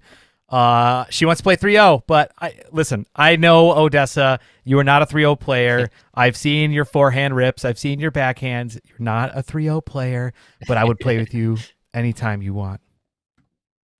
Nice. Yeah, Yep. So that's gonna be an interesting tournament for sure. I'm like, I only wonder like what it's gonna be like out there. Yeah. When is it? I feel like I'm just gonna. It's early August. I think it's like the first week of August. So I'm gonna be moved to Austin by then, but I think I'm gonna come back for that tournament just because I had already committed to playing like a tournament that like week with someone here in California. So I'm like, why not? Like, let's see how it goes. Yeah, I don't know what level I'd play though yet, so we'll see. Well, so definitely not 3-0 or 3-5. Sydney's playing 2-5 in that tournament, you guys. You heard it first. No. Yep. No. I think maybe 4-5 is my happy place right now. I like 4-5. That's where I'm actually playing next week is 4-5 mixed and women's doubles. So it's like I feel like that's my happy place. Like playing 5-0 is like if just for exceptions, unless like I feel like really confident that day, or maybe Sydney's signing up for tournaments after a few tequila shots. We're not really sure yet. So actually, my first tournament of 2022 was a 4-5 tournament. I played with a buddy of mine.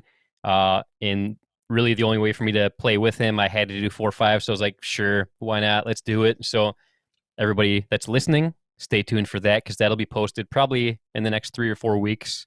It was very cool too. It was at the Detroit Pistons training facility here in Michigan, and it was a very cool experience. But if you want to see how I did in my first ever 4-5 tournament, I do. Actually, every single tournament I've ever done is on our YouTube channel. I've posted like a highlight reel of every single one ever since the very first one I ever did. No. You can't do the highlights. You have to post like the not so good shots too. No. So listen, just so you know, we're totally like you. We are just as likely to post shots that we screw up than it's as much as we are to post highlights. But I will say that I have chosen not to post some plays where my partner might not have played so well. Wink. I'll that's tell how them. I am too. Yeah, especially when I'm playing with Webby. Don't let him hear. Oh, come on. I'm just kidding. Come on. I'm just kidding. No, Webby and I play like garbage together. That's just a known fact. But yeah, I'll keep some of those out. But for the most part, I will. If I hit it into the net, I hit it out of bounds. Whatever. I'm putting it in. I don't care.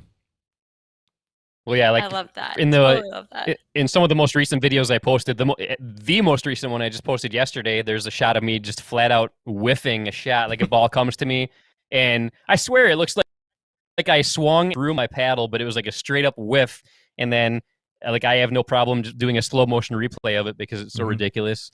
You have to laugh at yourselves. I mean, yeah. And then I've been whiffing had balls a lot recently, especially in the wind. Yeah. Really? What here? Yeah, so mine you know, was honestly, so I have no excuse because mine was indoors. So Sydney, honestly, like I think so. I know there's a video out there of Chris Mills Miller, and like it's like a bunch of just like horrible shots in a row, and it's the funniest thing I've ever seen, and he laughs about it when he sees it. I'm telling you, for your content, if you start recording your matches and you just put like a 1-minute clip of like horrible shots, I would have so much respect for you as a content creator, as a person, because I think it'd be hilarious. Actually, it's funny you mentioned that, because my friend Bad Pickleball on Instagram, his name's Johnny, he recorded a match from I think it was like 2 days ago when I went up I had just gotten back from Montana, my trip from Montana, and I was like, I need to go play pickleball. I have a tournament next week. I need to get some reps in. I just wasn't feeling that well that day. It just, I don't know what it was. Had the woozies on the court. It just wasn't good. But anyway, I was playing with him, and basically, we're the guy, he's like a master lobber. I think he lobs me like 6 times, and I just missed. Like, I just stood there the entire time. Like, I got lobbed, and he's running there trying to get the shots and retrieving them. And then I'm like kind of half stepping back, thinking like kind of showing that I'm gonna get there, but then I don't actually make any initiative to actually go get it after that point.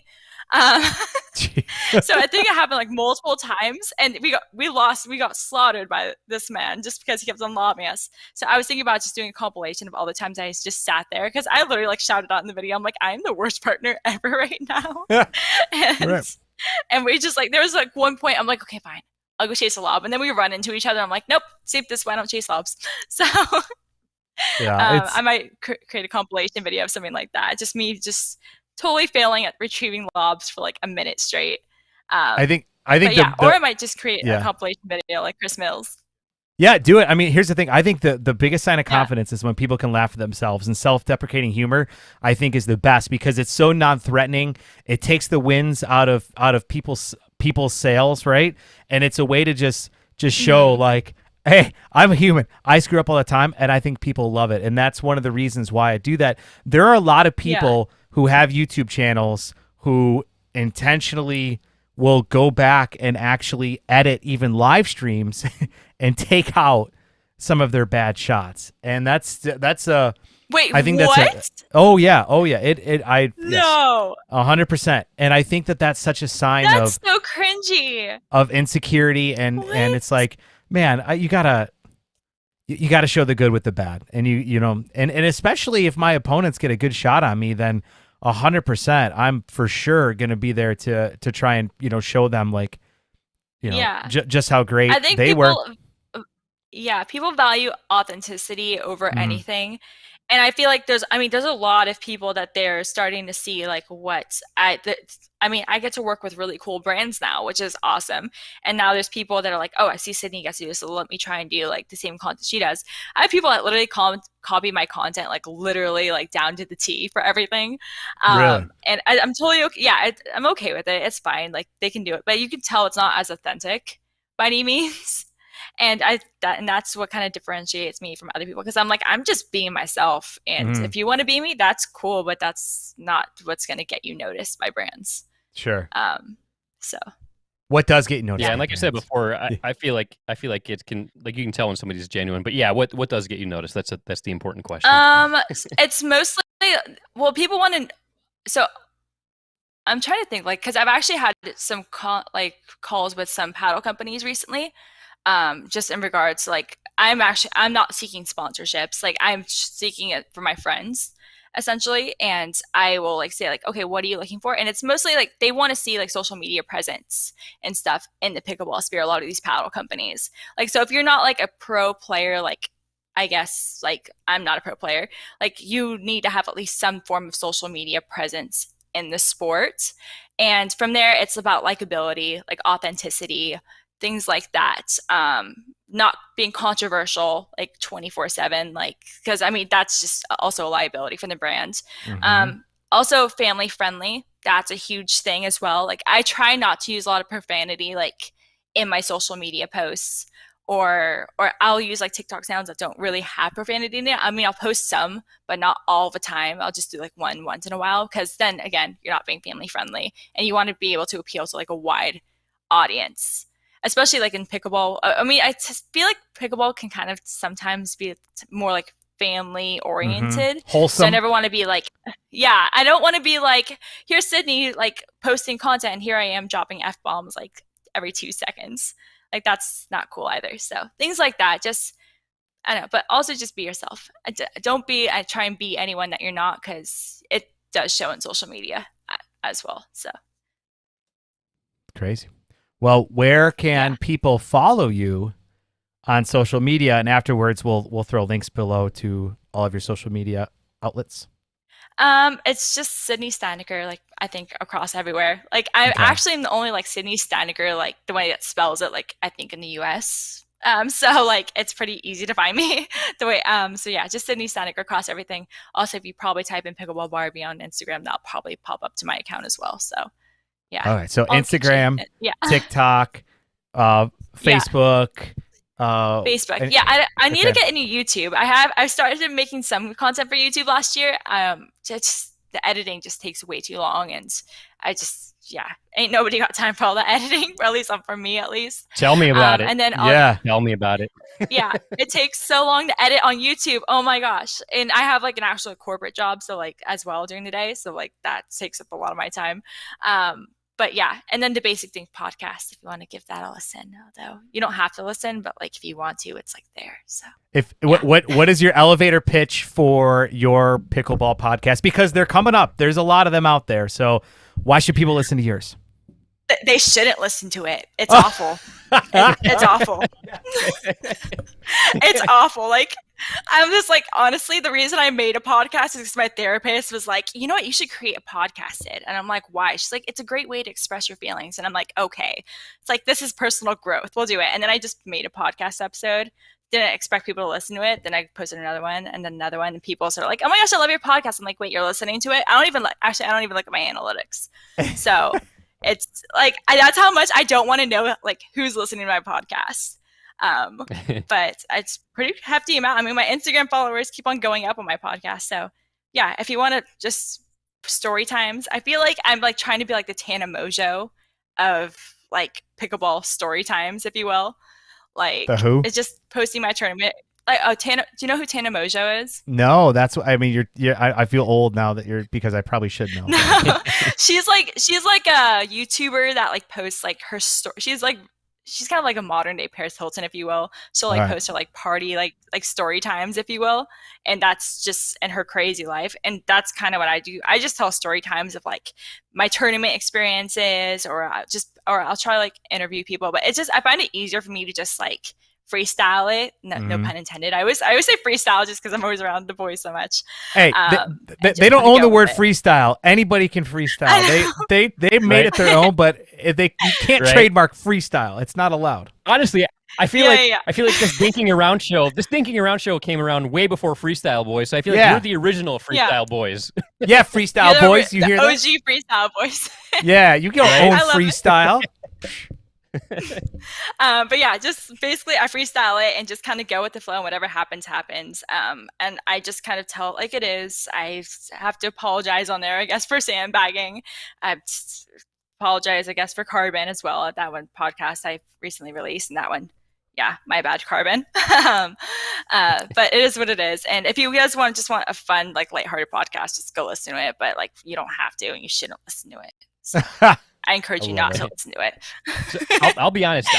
I've listened to almost every one of your episodes so far, and what I love is like I really respect the fact that like it's just you by yourself, just talking about what's on your mind. And I'll be honest, there are a lot of awkward moments during it, but I feel like that's the charm of it. Like I feel like that's like people appreciate that, like the fact that we can like see the real, it's super awkward, the real you. And like your experiences and stuff, and like there are awkward moments, but like I said, that's to me, that's the charm of it. I like it. It's 100% just Sydney. Like, I mean, I don't have like a game plan. There's no like outline sitting in front of me. It's just like what it goes on in my head, and like my mind is so scatterminded so many times. Like it's just like one thing will pop in my head and I'll like jump topics and I'll be up here and over here. It's like a roller coaster ride of emotions, like the entire podcast. And I mean, I don't cuss on there, so like you can listen to it in front of your kids and stuff like that. So like, don't worry about that. And it's just, it's fun, lighthearted. And yeah, I don't think that there's anyone else that does like a solo podcast like I do. Are there, or?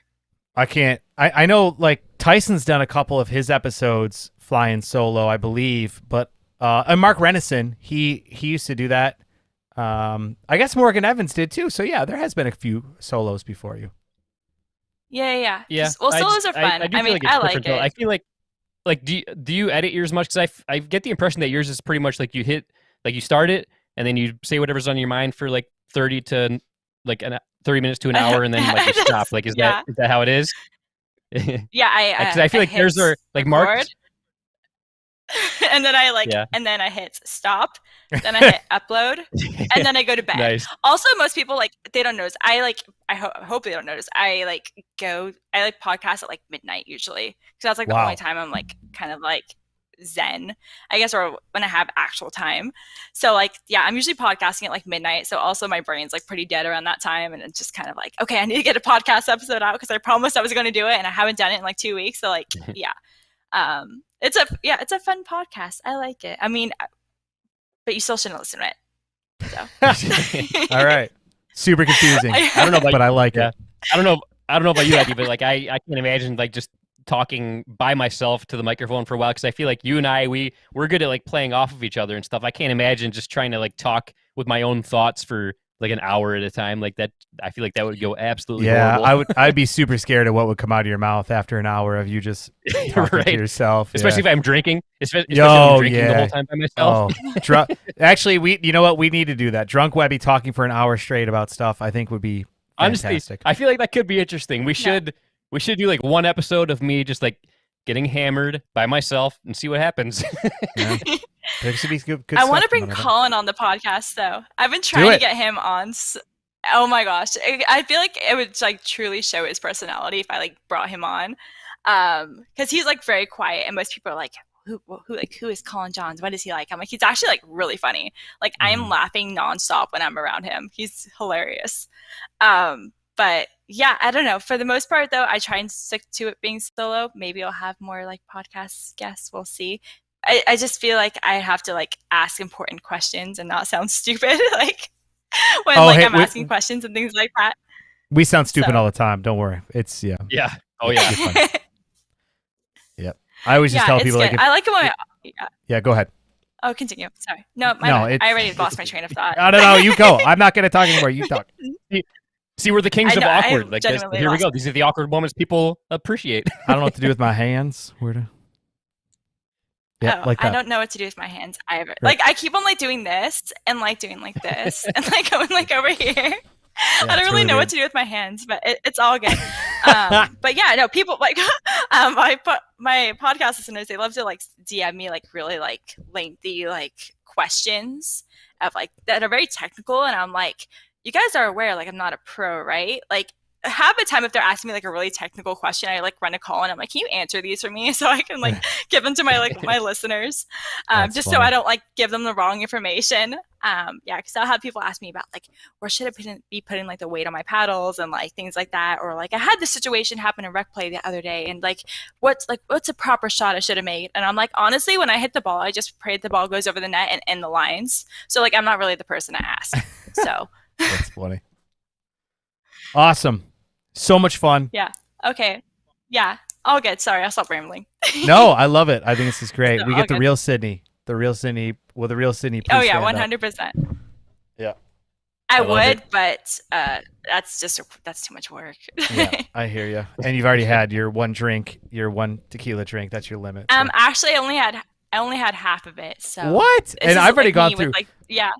Hey, listen, I've already gone through. How manly is this? A Truly, and a Juicifer. So I'm feeling good. Well, I've got you beat. I went through my 1985 IPA, and I went through 2 tropical punch fruit smashes. You lush, you.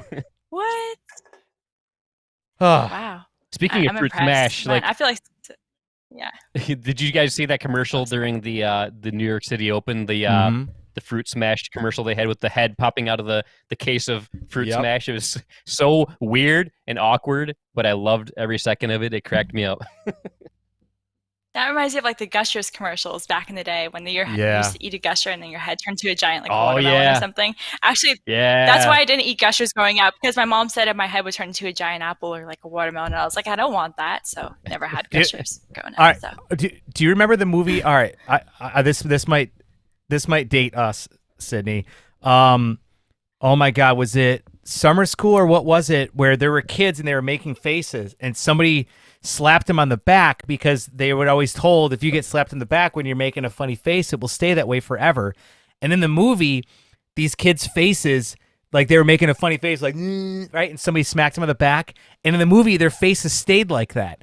And I was convinced as a kid, this is how stupid I was as a kid. I was convinced that if I was making a funny face and somebody slapped me in the back, that it would stay that way forever. I'm not kidding. Oh, dear. Kids are stupid. That's not Kids good. are stupid. That's the message there. Yeah. I have no idea what movie you're talking about. All right, I'll find it, and Webby we'll follow up on a future podcast. We're the exact same age, or I'm like 3 months older than you, whatever. But yeah, I still have no idea what you're talking about. You're so old. Yeah. All right. So it's a good time to wrap it up. Like a day over 21. Yeah. Oh, hey, look at that. All Gucci. Look at that. Not a day over 21. I like it. Yeah. Yes. I'm going to go with that. Like, have you guys been spending some time in LA with the Botox? Yes, of course. Yeah. Actually, some friends of ours just moved out there, so I'm going to go visit them. And I went to LA 20 some years ago. That was the last time I was there. So I'm again dating myself. But it was interesting, but I do want to go back. I think it'll be a fun city to check out again. Yeah, sounds like it for sure. Okay, I think this is a good time to end the podcast. Yeah. Yes. Yeah. Do you guys just hit like stop and you guys are like, get out of here? We don't want to see you anymore. Like goodbye, finito. No. Andiamo. See what we do. Wait, no, it's not. Andiamo's like, let's go. Andiamo. No. Usually we the guest leaves and then Webby and I just make fun of them and then we close it out. That's usually how it goes. Oh, cool. Yeah. I'm just kidding. Okay, I'm down for that. Okay. That's not how it goes. Anything you want to close with? Anything else that people can follow you on or check you out? Like, this is your time to share anything about you that you want to.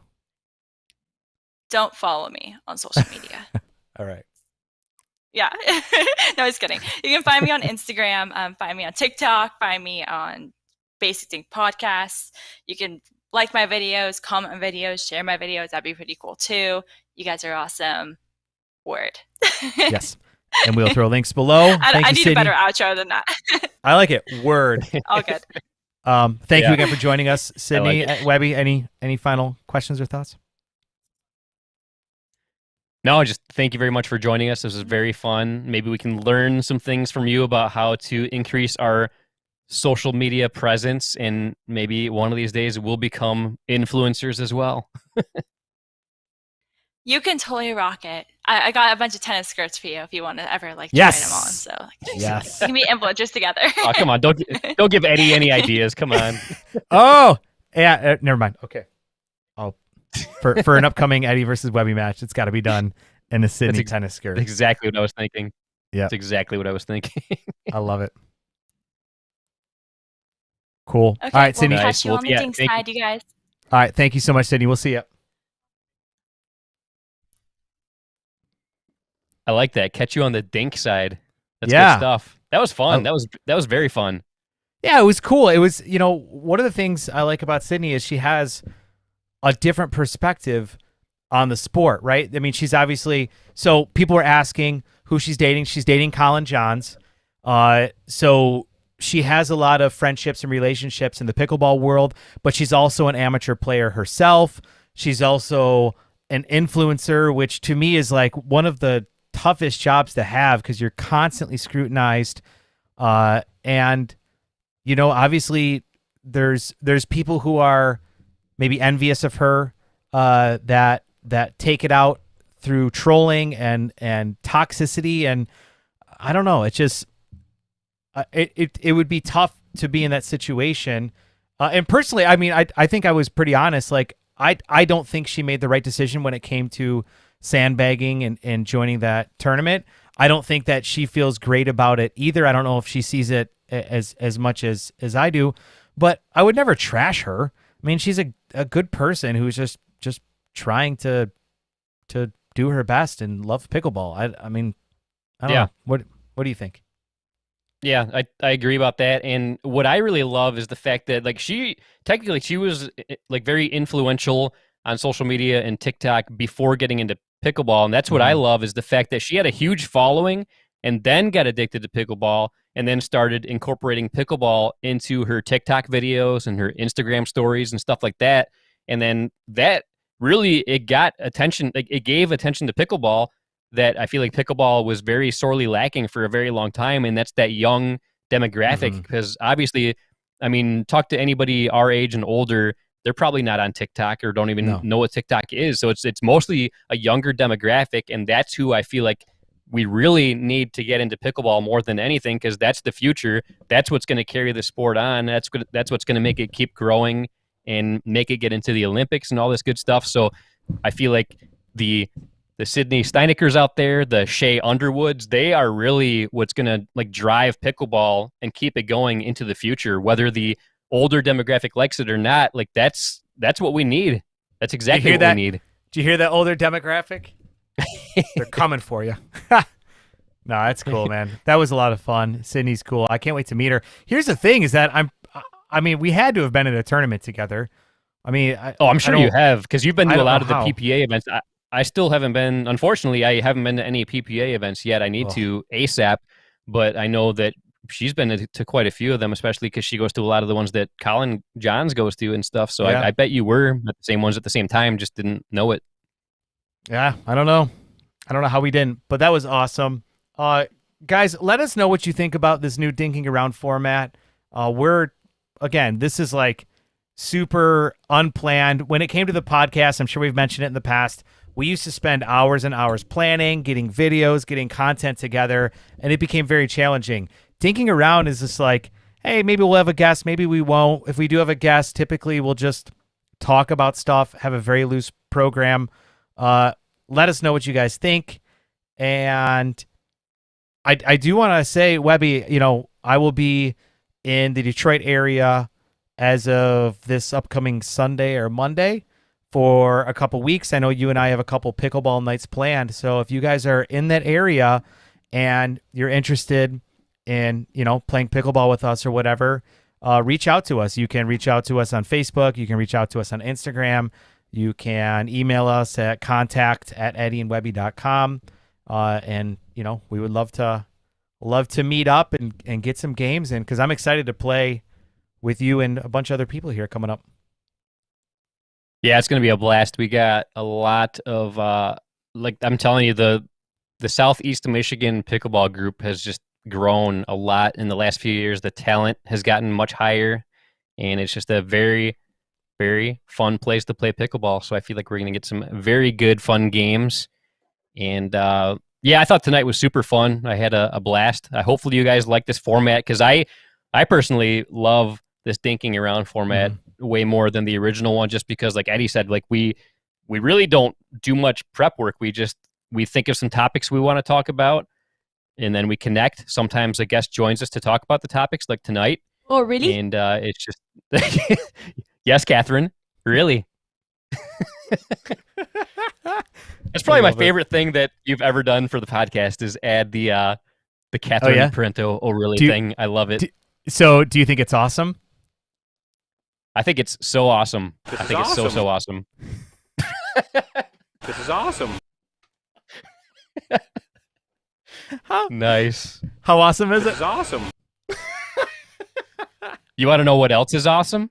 What? The fact that I am the current reigning Eddie versus Webby champion. Oh, really? Oh, yeah. Oh, really? Awesome. This is awesome. Do you know what video that's really from? Awesome. Do you know what video this is from? This is awesome. Oh, man. I feel like I say that a lot, so I don't know. I can't remember which specific video that's from. Oh, really? So that was from the one you did at the new place that opened in Livonia a few months back. So This is awesome. Oh, yeah. That's right. I remember being in Livonia, and I thought it was awesome, so I said, this is awesome. Yep. This is awesome. Oh, I love it. And Tanner Wallace, will I see you soon? Yeah, I mean, like I said, we'll be shoot me a text. I'll let you know the dates that we're going to be playing and where. And yeah, we'd love to have you come play again. And Tanner, you will know what this means, but a very soon upcoming Sunset Pickles. That's all I got to say. He'll know what it means. Oh, really? Yep, really. Awesome, man. Oh my God, what a fun night! It's been a while since we've done a dinking around episode. I think our last one actually was with No Man's Land Pickleball, where we did a U.S. Open pickleball drafts, which I had a blast, and it seems like a lot of people like that. Yeah, a lot of people like that, which is really cool to see. I'm loving the dinking around format. We're going to keep that going. For those that missed the original podcast, sorry, but that's over and done with. But dinking around is here to stay, yo. That's right. I don't remember I know how to end this. On that note, Eddie. And until next time, this is Webby, not Eddie, signing off. See ya.